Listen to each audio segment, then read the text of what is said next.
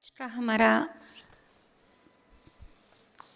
ये शुरू किया है हमने 16 कलाओं से हम आए हैं अभी 36 गुणों पर। 36 रविवार 36 गुण, क्योंकि हमें सर्वगुण संपन्न बनना है। तो गुणों का पता होगा तो ही हम उन गुणों को धारण कर सकेंगे, क्योंकि बाबा कलयुग को सतयुग बनाने आया है। कलयुग माना कलह क्लेश, सतयुग माना जहाँ सुख शांति आनंद प्रेम। तो दुनिया के अंदर भी जो कलह क्लेश है उसका कारण है गुणों का अभाव, गुणों की कमी है। जैसे शरीर में बीमारी का कारण क्या है? कोई ना कोई विटामिन की डिफिशिएंसी। ठीक इसी रीति से संसार के अंदर कलह क्लेश का कारण क्या है? संसार के अंदर कहो, परिवार में, समाज में, मन में कोई ना कोई दैवी गुणों का अभाव है। भक्ति मार्ग में हम ईश्वर की प्रतिमा पे फूल चढ़ाते आए। फूल चढ़ाए नहीं चढ़ाए? सभी ने चढ़ाए। कईयों ने स्थूल में फूल चढ़ाए, कईयों ने शब्दों में कीर्तन करके महिमा करके उस पर अपनी श्रद्धा अर्पित किया। परंतु भगवान जब स्वयं इस धरा पर अवतरित होते हैं तो वह बच्चों को दिव्य गुणों का गुलदस्ता अर्पित करते हैं। बच्चे, यह गुण तुम अपने जीवन में धारण करो तो यह धरा क्या बन जाएगी? स्वर्ग बन जाएगी। दूसरा, बाबा ने हमें शूद्र से ब्राह्मण बनाया। हमारी 3 स्टेज है शिफ्टिंग का, ट्रांसफर का। शूद्र से ब्राह्मण, ब्राह्मण से फरिश्ता, फरिश्ता से देवता बनने के लिए कोई पुरुषार्थ है? नहीं, कोई पुरुषार्थ है फरिश्ता से देवता बनने का? नहीं। फरिश्ता सो देवता, फरिश्ता से नीचे आएंगे तो देवता बनेंगे। देवता का रोल कहाँ पर है? सतयुग में। फरिश्ते का रोल वतन में। तो वतन ऊंचा कि सतयुग ऊंचा? क्या ऊंचा? वतन ऊंचा। तो हम शूद्र से ब्राह्मण बन रहे, सब बन रहे ब्राह्मण। अब ब्राह्मण से क्या बनना है? फरिश्ता। तो ब्राह्मण और फरिश्ते की यात्रा के बीच क्या पुरुषार्थ है? ब्राह्मण से फरिश्ता बनना है। बनना फरिश्ता है, डिग्री फरिश्ता बनने की लेनी है। फरिश्ता बनने वालों को देवताई पद मिल जाएगा। जैसे कोई MBBS की डिग्री ले लेगा तो क्या बनेगा? डॉक्टर की कुर्सी पर बैठेगा। LLB की लेगा तो वकील की कुर्सी पर बैठेगा। फरिश्ता बनने की डिग्री लेने वाले देवता पद की कुर्सी पर बैठेंगे। बनना फरिश्ता है। तो ब्राह्मण से फरिश्ता बनने के लिए हमें ज्ञान मूर्त नहीं, गुण मूर्त बनना है। फरिश्ता हम किसको कहते हैं? दुनिया के अंदर भी फरिश्ते की पहचान किससे होती है? मुस्कुराता हुआ चेहरा, हल्का उड़ता हुआ, सबके प्रति समदृष्टि, सबको दुआएं देने वाला, सबकी मदद करने वाला, सबको सहयोग देने वाला। उसके लिए क्या कहते हैं? भाई कोई फरिश्ता आया, हम तो ऐसे मिट्टी धूल में पड़े थे, पता नहीं कौन आया, मदद किया, कहाँ गायब हो रहा है, अलूप हो रहा है, पता ही नहीं चला। माना श्रेष्ठ कर्म करने के बाद भी उस कर्म का कुछ मुझे फल मिले उसकी अपेक्षा भी नहीं, अलूप हो रहा। फरिश्ता आया, कार्य किया, अलूप हो रहा। माना श्रेष्ठ कर्म किया, कर्म करने के बाद अटरता की स्टेज में चले गए। मैंने कुछ किया ये बान भी नहीं, मैंने कुछ किया मुझे ये मिलना चाहिए यह भी बान नहीं। तभी कहा फरिश्ता सो देवता, क्योंकि फरिश्ता माना ही देने के संस्कार हैं। फरिश्ता टीसीटी न जाति देखता है, ना अपना पराया देखता है, ना ऊंच नीच देखता है। फरिश्ता सबके लिए एक ही स्वरूप में है। ये कौन है? ये इस देश का रहने वाला है, ये इस देश का है, ये अंग्रेज है, ये काला है, ये गोरा है। फरिश्ते के अंदर ये कोई भेद नहीं है। तो यह ज्ञान मूर्त से मुझे गुण मूर्त बनना है। ये यात्रा है ब्राह्मण सो फरिश्ता बनने के बीच। ज्ञान और गुण, इनका आपस में बहुत गहरा संबंध है। बीज और फल, गहरा संबंध है। जैसा बीज वैसा फल। कभी कभी हर ब्राह्मण के पुरुषार्थ को देखकर या उनके व्यावहारिक जीवन में परिवर्तन देखकर कहते ज्ञान तो इसने भी लिया है, ज्ञान तो इसने भी लिया है, पर इसमें इतना परिवर्तन, इसमें इतना परिवर्तन नहीं दिखता है। ज्ञान का बीज तो दोनों में रहा, परंतु बीज पड़ने के बाद उस बीज को नरिश कैसे किया, पालना कैसे दी। बीज के बाद उस बीज की पालना कैसे होती है, उसको सिंचा कैसे जाता है, उसकी संभाल कैसे की जाती है, उस आधार पर फल की क्वालिटी हो जाती है। ज्ञान तो बाबा बहुत बार कहते हैं, ज्ञान एक ही है, समय एक ही है, देने वाला दाता भी एक ही है, परंतु फिर भी नंबरवार किसमें हमने ज्ञान सुनने के बाद उसे समझा कितना है, समझने के बाद स्वरूप में कितना लाया है, स्वरूप में आने के बाद वह व्यवहार में गुण के रूप में हम कितना उसे यूज कर रहे हैं। मेन बात है उसे हम यूज कर रहे हैं टाइम पर। यूज करने से, जैसे धन को यूज करो तो धन क्या होता है, बढ़ता है ना। आपने धन को किसी कार्य में लगाया, धंधे में लगाया, तो क्या होता जाएगा, बढ़ता जाएगा ना। तो ये गुण भी क्या है, ज्ञान भी क्या है, धन है। इससे हम कार्य में लगा रहे हैं।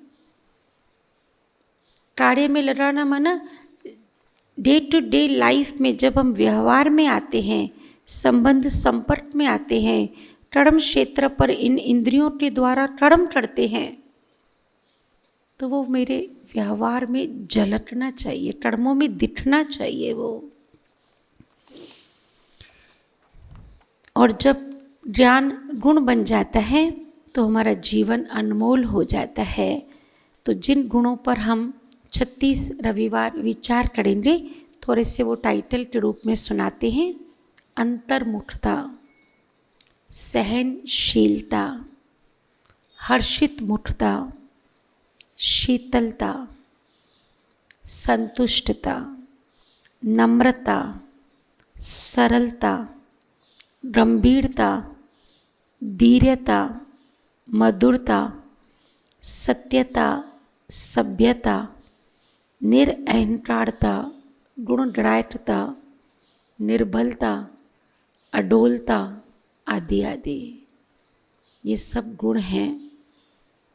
36 रविवारी हम अपने अंदर ये गुणों को चेक करेंगे।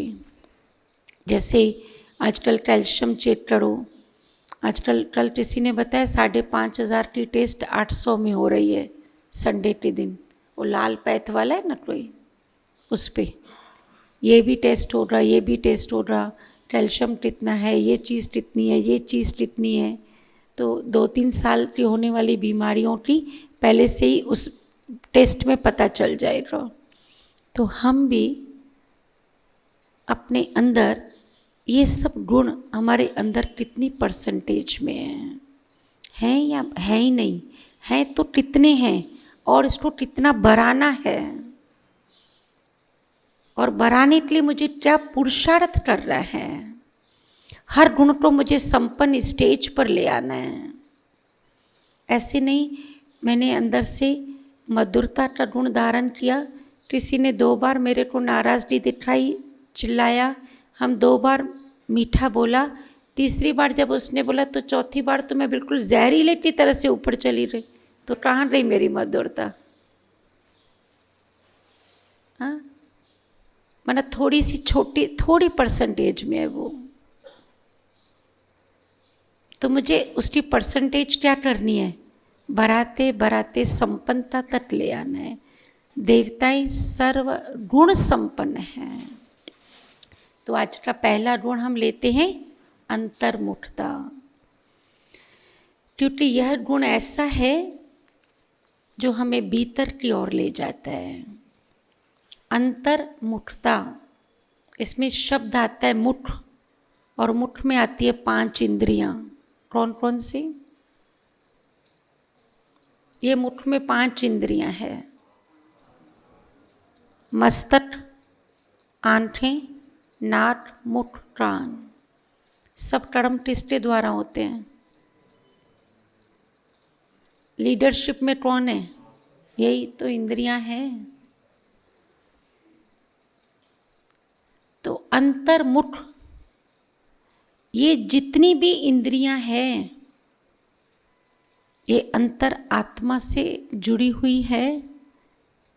ये इंद्रियां जो कुछ देख रही है, जो कुछ कर रही है, जो कुछ सोच रही है, सुन रही है, बोल रही है, वो अंतर में बैठी हुई आत्मा की उन्नति से संबंधित है। तो हम अंतर्मुखी हैं।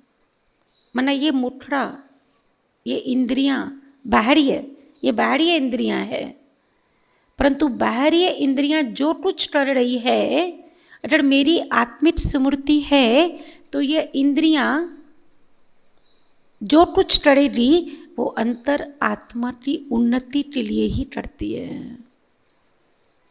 अगर हम बाहर मुखी हैं तो ये बाहरी इंद्रियां, ये जो मुख है, आंख, कान, नाक, मुख, ये सब क्या देखेगी?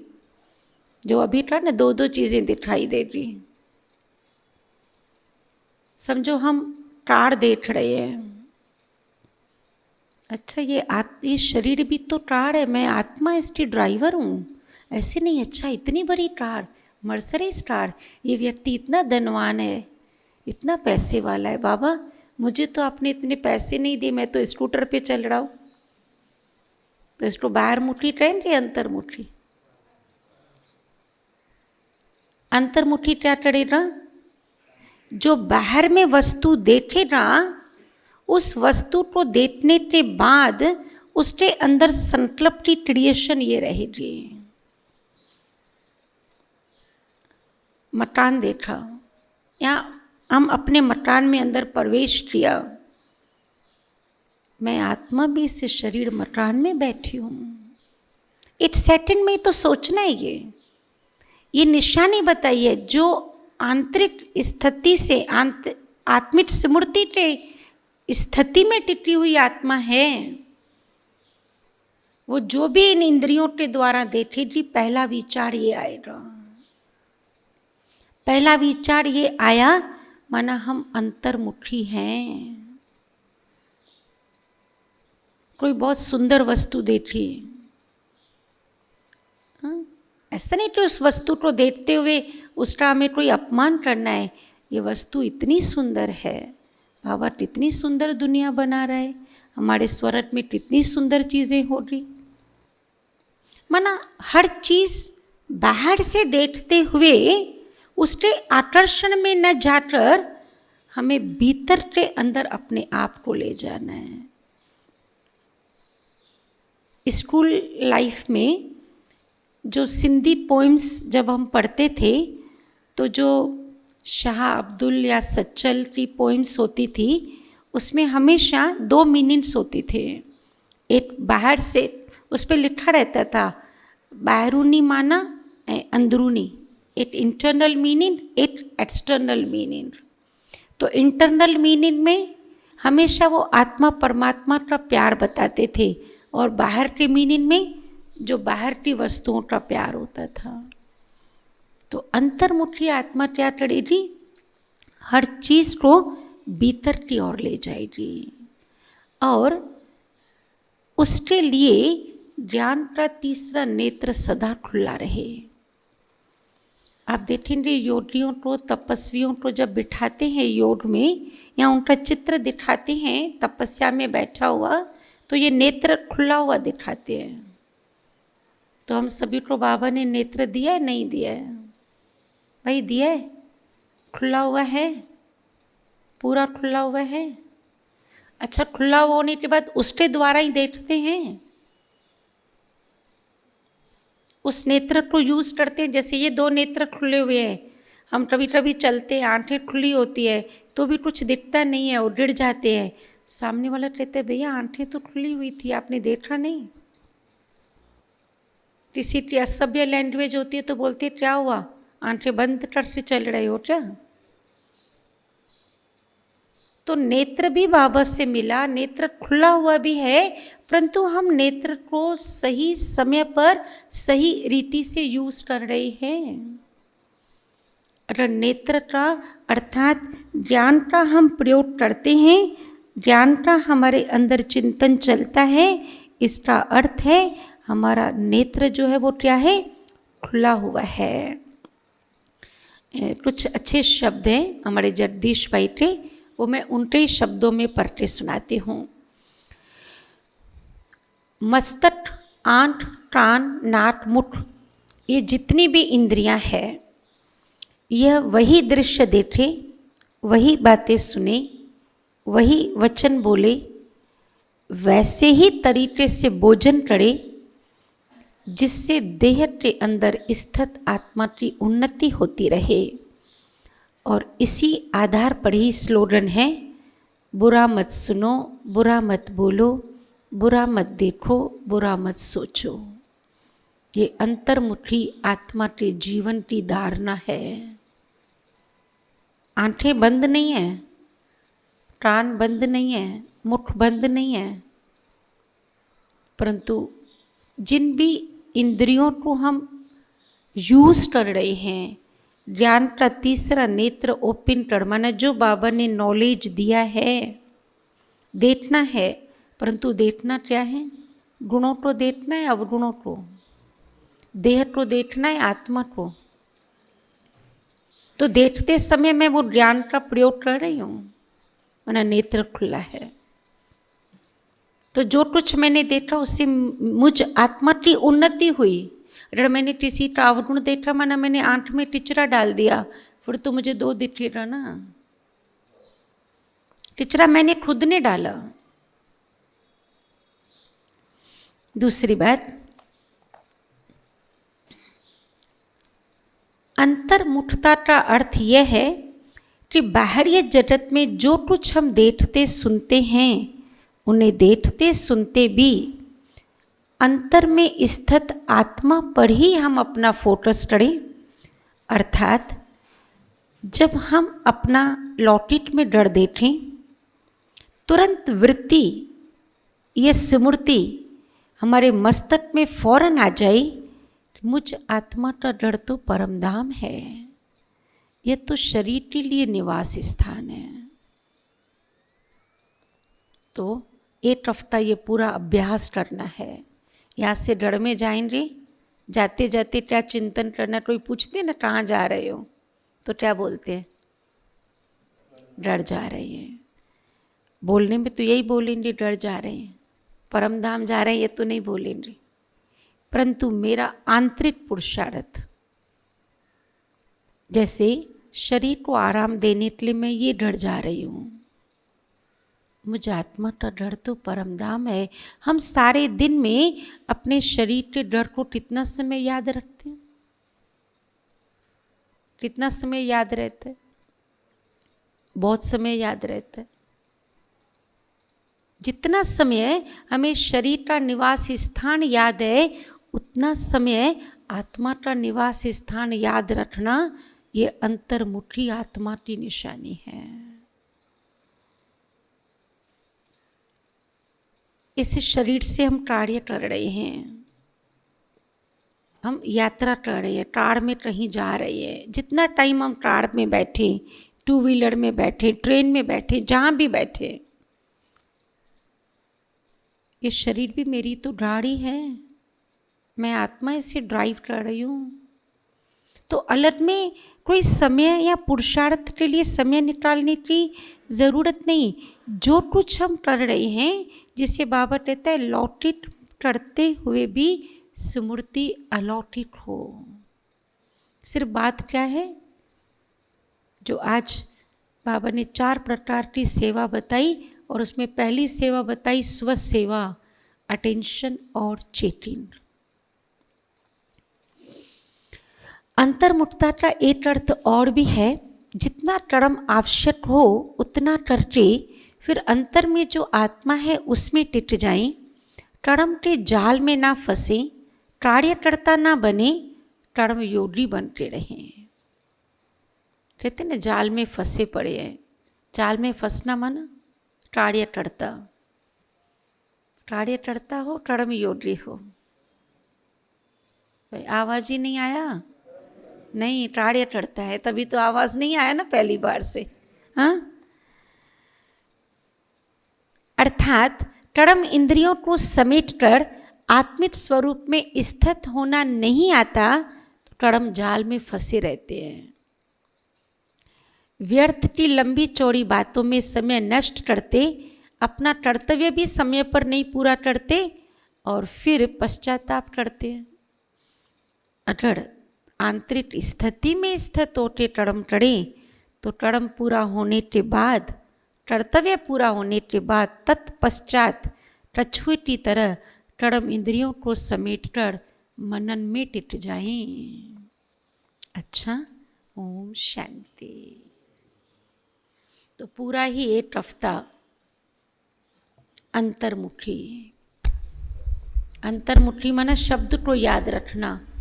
ये मुखड़ा जो कुछ कर रहा है वो अंदर के साथ कनेक्टेड है, ठीक है, अंदर से जुड़ा हुआ है, तभी कहते अंतर्मुखी सदा सुखी और बाहर मुखी सदा दुखी। तो एक हफ्ता सदा क्या रहेंगे? आवाज तो दो भाई, सदा सुखी। तो इससे